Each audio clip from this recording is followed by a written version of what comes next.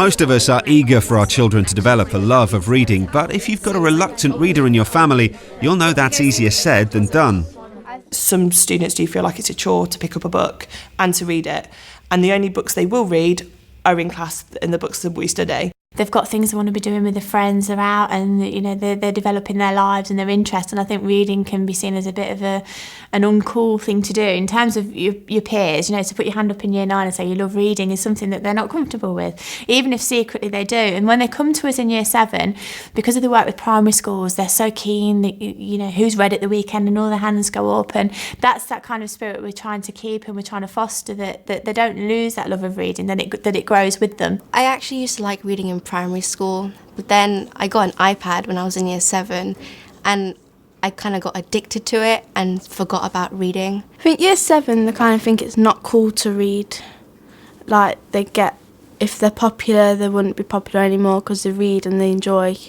They're like class of the geek and stuff. I hated reading. Like if I got given a book, I would find it as a chore to have to read it. They might think that reading is boring because some might think that films are better than books. When I was in primary, I used to actually love reading. I used to always have my head in a book, and but then once I got to secondary, I kind of stopped reading because I really never found any book that kind of caught my interest. When I was little, my mum's always read to me and I really enjoyed reading.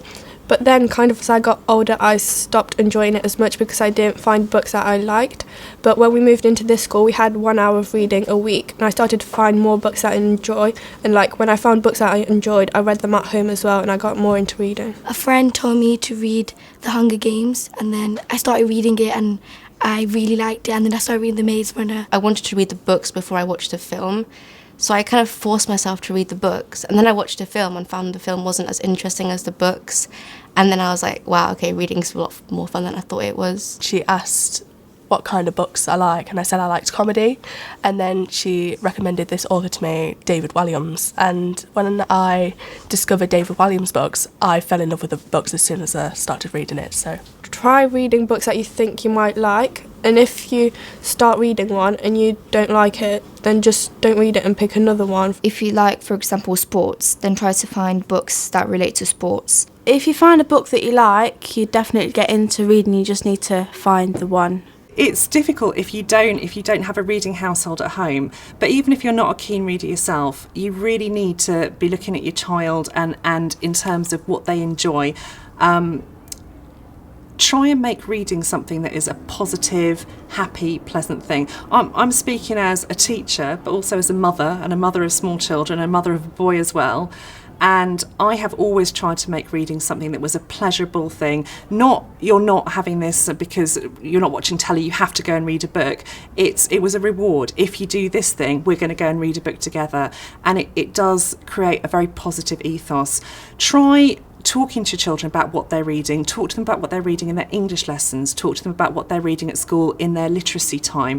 What are their friends reading? If they've got friends who enjoy reading, often it's recommendations from peers, not from adults, that is going to get a student reading.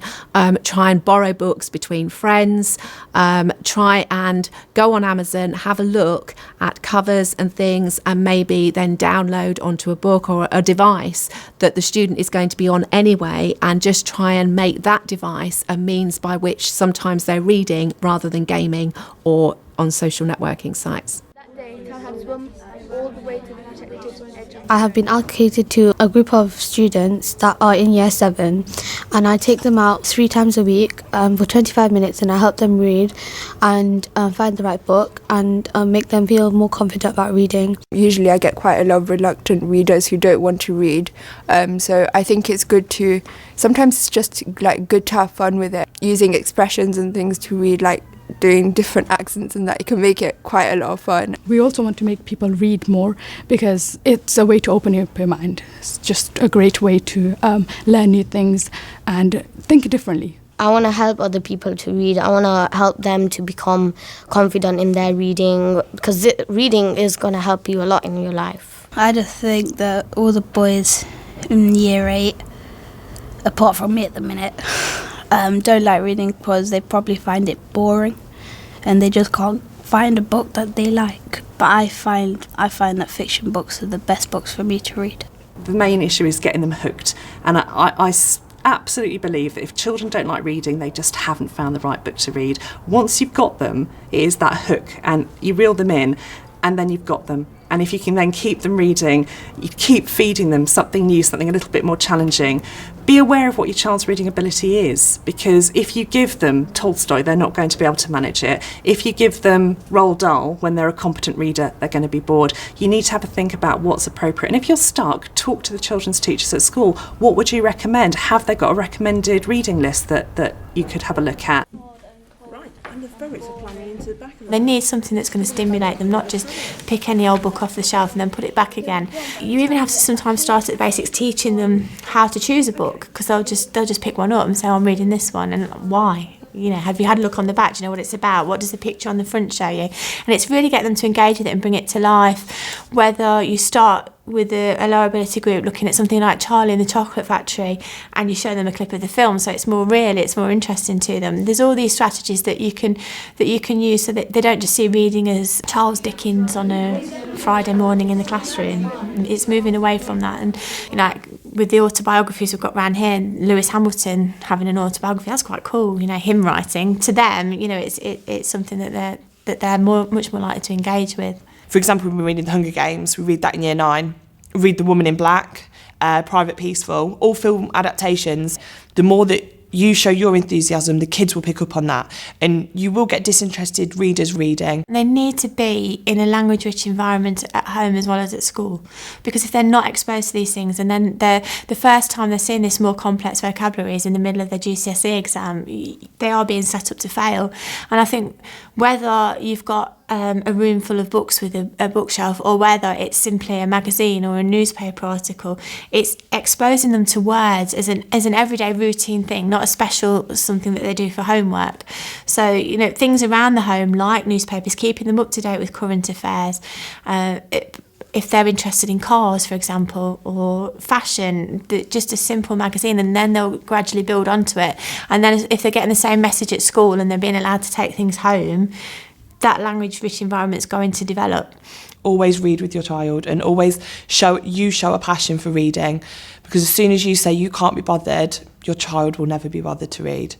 And as soon as you recommend a book with your child that maybe you read when you were younger, you know, showing that imagination, that passion for a story, why not? Why wouldn't a child pick it up and read it? 100% read. My parents read with me. A lot of our students, sometimes their parents don't read with them. Even if you're reading 15, 20 minutes a week, imagine doing that, adding it up for a whole year, and then you're 5 years at school, and it's just going to make such a huge difference. And I want you to consider very quickly, what does this word mean for you? What connotations does this word reading have for you? School is really important, results are really important, but let's also think about why else we read.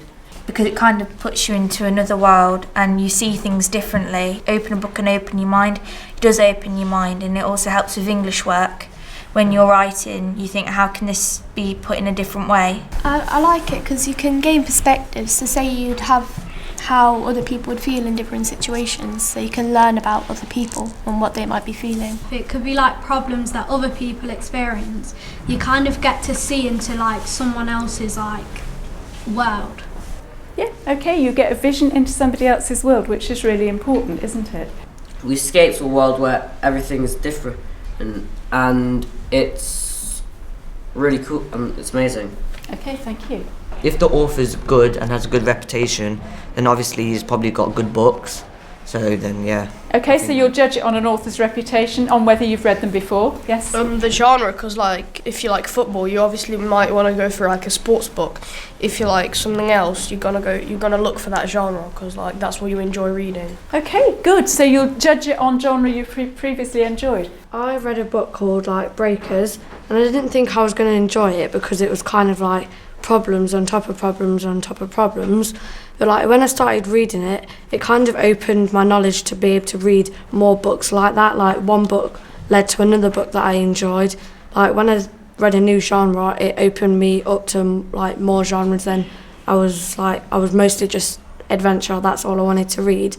And then as I read a different book, it opened me up to different topics. So I might like a book which somebody else might not like. my Harry Potter books, I like them all, but my parents don't like any of them. So I like them, but my parents don't, and that's just because they appeal to my taste, but not my parents. Okay, excellent, yes.